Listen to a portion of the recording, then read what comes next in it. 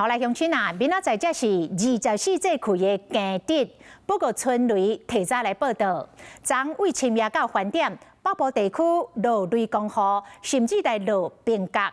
气象专家讲，这个春雨的方面大气无稳定，佮拄到冷暖空气来交接，都有落冰雹的几率。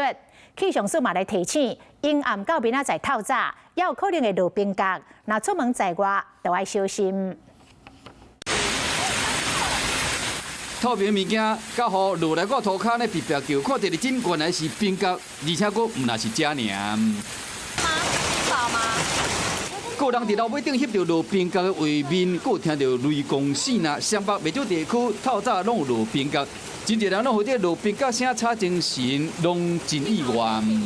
那我们这一波，第一个是主要是我们在228连假期间，其实温度非常的暖。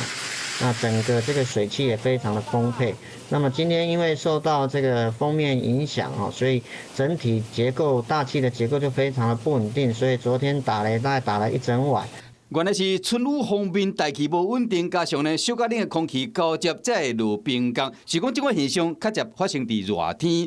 今日台北市的大安区、信义区、松山区、南港区、文山区、甲艋舺以及新北市的汐止、甲中和，拢有民众反映有看到冰雹。目前以我们短期来看的话，可能。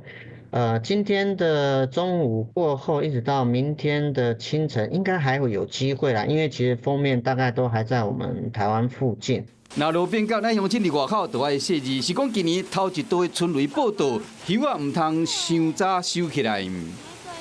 随着这波雨势过后，今天有一点略略的降温，而在明天、后天比较主要是在周4到周6的这段期间，受到冷气团的影响。 其实各地的温度会比较跟之前相比会有蛮明显的下降尤其这个寒人平均温度干那17.7度，这是14年来上低温的，所以讲回温的速度会较慢。若讲春天后某面，咱的乡亲都要注意天气的变化。Hello， 我是庄慧琪。想要抢先掌握最及时的新闻资讯吗？赶快订阅、按赞、开启小铃铛，锁定华视新闻 YouTube 频道。